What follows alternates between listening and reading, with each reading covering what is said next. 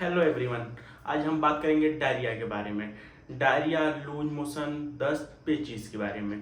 तो चलिए शुरू करते हैं। तो सबसे पहले हम बात करेंगे इसमें रीज़न के बारे में, किस रीज़न से होता है, सिम्टम क्या क्या है, ट्रीटमेंट क्या करना है और डाइट क्या लेनी है। अब हम बात करेंगे रीज़न का कि किस कारण से डायरिया होता है। देखिए, डायरिया जो है कि कंटामिनेटेड फूड और वाटर मीन्स संक्रमित खाना खाने से और पानी पीने से हो सकता है। और जो है कि देखिए, वायरल भी की वजह से भी हो सकता है, वायरल इन्फेक्शन की वजह से भी हो सकता है, जिसमें फ्लू वायरस और रोटा वायरस ये बहुत ही कॉमन है और ये बच्चों में देखने को ज़्यादा मिलते हैं। और जो है कि ये बैक्टीरियल इन्फेक्शन की वजह से भी हो सकता है, और ये कुछ एंटीबायोटिक्स की दवा के साइड इफेक्ट की वजह से भी हो सकता है, और ये इरिटेबल बाउल सिंड्रोम की वजह से, जिसे हम कहते हैं कि बहुत ज़्यादा स्ट्रेस लेने पे, मतलब बहुत ज़्यादा सोचने पे से भी डायरिया कभी कभी हो सकता है। और कुछ केसेस में तो ऐसा भी होता है कि जैसे कोई एक पर्टिकुलर खाना खाने से या कुछ लेने से भी हो सकता है। जैसे कुछ लोगों में दूध लेने से भी डायरिया होता है, अधिकतर मतलब ज़्यादा मात्रा में दूध लेने से भी डायरिया होता है। अब हम बात करेंगे सिम्टम्स की, क्या क्या सिम्टम्स हमें डायरिया में देखने को मिलते हैं। देखिए, डायरिया में सबसे जो मेन सिम्टम है, बार बार वॉशरूम जाना, मीन्स जिसे हम कहते हैं लूज मोशन होना, वो होता है। बीपी जो है हमारा वो लो हो जाता है, डिहाइड्रेशन हो जाती है, फीवर हो जाता है, बुखार जिसे हम कहते हैं, वीकनेस, काफ़ी ज़्यादा कमजोरी हो जाती है, नोजिया वोमिटिंग होती है, जैसे हमें मिचली और उल्टी आने जैसा लगता है, और स्टमक मतलब एब्डोमेन एरिया में, पेट के रीजन में पेन होता है, और क्रैम्प्स भी होते हैं उसमें। और देखिए, इम्यून सिस्टम जो हमारा है वो भी थोड़ा सा वीक हो जाता है, और यूरिनेशन मतलब बाथरूम में कमी आ जाती है, बाथरूम बहुत हल्का हल्का होता है, धीरे होने लगता है। अब हम बात करेंगे घरेलू नुस्खों के बारे में कि जिससे हम डायरिया घर पे ही ठीक कर सकते हैं दवा से पहले। तो सबसे पहले इसमें लोग कहते हैं कि दही चावल खाने से बहुत ज़्यादा फायदा मिलता है। तो देखिए, दही के अंदर प्री और प्रोबायोटिक्स ऑलरेडी नेचुरली मौजूद है, तो दही बहुत इंपॉर्टेंट रोल प्ले करता है। तो दही, कुछ लोगों को दही से आराम हो जाता है, और कहते हैं कि एक सेब जो है कि 1 लीटर पानी में उबाल के पूरा बॉईल करके सेब को खाने से भी आराम हो सकता है डायरिया में।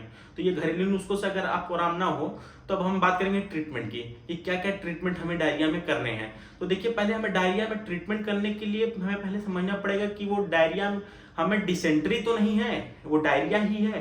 देखिए, अब हम दोनों के बीच में डिफरेंस की बात करेंगे। देखिए, अमेबिक होता है और बैक्टीरियल होता है।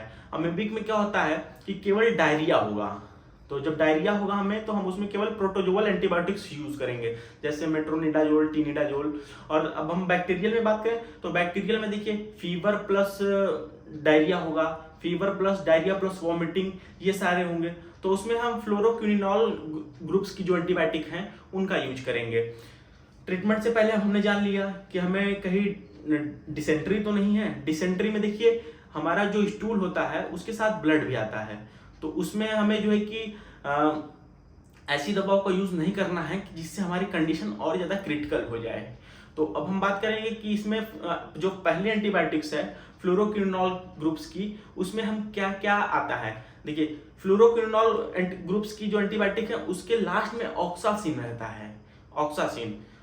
जैसे इसमें बहुत ही ज्यादा आती हैं सिप्रोफ्लॉक्सासिन, नॉरफ्लॉक्सासिन, ओफ्लॉक्सासिन, ये बहुत ही ज्यादा फेमस है इसमें। देखिए, सिप्रो में सिप्लॉक्स 500 और 250 mg, ये मार्केट में बहुत ज्यादा यूज होती है। और नॉरफ्लॉक्स में नॉरफ्लॉक्स 400, ये मार्केट में बहुत ज्यादा यूज होती है। ओफ्लॉक्सासिन में ओफ्लॉक्स 400, ये मार्केट में बहुत ज्यादा देखने को मिलती हैं ये सारी दवाएं। और इनका जो डोज रहेगा वो BD मीन्स सुबह शाम लेना रहता है। अब हम बात करेंगे प्रोटोजोअल एंटीबायोटिक्स की। प्रोटोजोअल एंटीबायोटिक्स में देखिए, इनमें क्या रहता है, इनमें लास्ट में निडाजोल लगा रहता है। और इसमें जो एंटीबायोटिक्स आती हैं जैसे मेट्रोनिडाजोल, टीनिडाजोल और निडाजोल, ये सारी एंटीबायोटिक्स आती हैं। और निडाजोल में जो मार्केट में बहुत ज्यादा फेमस है, मेट्रोजिल 400, ये बहुत ज्यादा यूज की जाती है डॉक्टरों द्वारा। और टीनिडाजोल में टीनीविस्टा 500, और ऑर्निडाजोल में ऑर्नी 500, ये सारे मार्केट में बहुत ज्यादा देखने को मिलती हैं। और इनका भी जो डोज रहेगा वो BD रहेगा, मीन्स सुबह शाम रहेगा। हम बात करेंगे इसके कॉम्बिनेशन की, क्लोरोनॉल एंटीबायोटिक्स की और प्रोटोजोअल एंटीबायोटिक्स की, कि हम इसके कॉम्बिनेशन में हम क्या क्या यूज करते हैं। देखिए, ये इनका कॉम्बिनेशन यूज करने से पहले हमको सबसे पहले ये कंफर्म होना पड़ेगा कि पेशेंट को बैक्टीरियल इन्फेक्शन ही है जिसकी वजह से डायरिया उसको हुआ है, तभी हम इसका कॉम्बिनेशन यूज करेंगे। और इसका कॉम्बिनेशन जैसी मार्केट में जो आता है ओफ्लॉक्सासिन के साथ और निडाजोल, ये बहुत ज़्यादा फेमस है मार्केट में। और इसमें जो ब्रांड नेम से दवाएं आती हैं ओफ्लॉक्स ओजेड, जेनफ्लॉक्स ओजेड, ये मार्केट में बहुत ज़्यादा फेमस है। और इनका जो डोज रहता है वो बीडी रहता है, सुबह शाम रहता है। और सेकंड इसमें जो यूज होती है नॉरफ्लॉक्सासिन प्लस टिनिडाजोल, ये भी मार्केट में बहुत ज़्यादा फेमस है। और इसका जो ब्रांड नेम है, जो मार्केट में ब्रांड नेम से आती है नॉरफ्लॉक्स टीजेड, बहुत ज़्यादा यूज की जाती है डॉक्टर द्वारा। और थर्ड कॉम्बिनेशन जो इसमें आता है सिप्रोफ्लॉक्सासिन के साथ टिनिडाजोल, ये भी बहुत ज्यादा फेमस है मार्केट में। इसमें जो दवाई आती है मार्केट में सिप्लॉक्स टीजेड, ये बहुत ज्यादा फेमस है। और इसका भी डोज जो रहेगा वो बीडी रहेगा सुबह शाम। और नेक्स्ट जो है सिप्रोफ्लॉक्सासिन के साथ ओर्निडाजोल, ये भी मार्केट में बहुत ज्यादा फेमस है। और इसका जो ब्रांड नेम आता है सिप्लॉक्स ओजेड, सिप्लॉक्स ओजेड के नाम से मार्केट में बहुत ज्यादा फेमस है। अब हमने तो एंटीबायोटिक्स दे ली, अब उससे तो पेशेंट को आराम हो गया, ठीक है। अब हम बात करेंगे कि आगे हमें क्या ट्रीटमेंट कंटिन्यू करना है। तो देखिए इसमें डिहाइड्रेशन बहुत ज़्यादा होता है पेशेंट को, देखिए क्योंकि वाटर लॉस बहुत ज़्यादा होता है तो पेशेंट को डिहाइड्रेशन हो जाएगा। तो देखिए उसके लिए हम उसको ORS, इलेक्ट्रो मतलब बेसिकली हमें इलेक्ट्रोलाइट्स देना है, तो हम पेशेंट को इलेक्ट्रोलाइट्स देंगे। और उसके आगे जो थर्ड दवा की बात करें कि थर्ड दवा हमें क्या इसमें यूज करनी है, anti mobility drugs. Anti mobility drugs देखिए, अब मोबिलिटी के नाम से मूवमेंट का कुछ समझ में आ रहा है। अब इसका देखिए क्या रोल है, देखिए पेरिस्टेलिसिस मूवमेंट जो होती है हमारे इंटेस्टाइन में, मतलब जिसे हम बड़ी आंत कहते हैं, उसमें क्या होता है कि उसका सिकुड़ना और फैलना, जिसके मूवमेंट पे ये वर्क करता है और ये इसके मूवमेंट को स्लो कर देता है। तो जिसकी वजह से हमारा डायरिया जो है वो थोड़ा सा स्लो हो जाता है, तो हमें आराम मिल जाता है। अब इसमें देखिए जो बहुत ज्यादा दवा यूज की जाती है लोप्रामाइड बहुत ज्यादा यूज की जाती है इसमें। और ये देखिए मार्केट में जो अवेलेबल है लोपामाइड और एंडियाल के नाम से मार्केट में बहुत ज्यादा ये अवेलेबल है।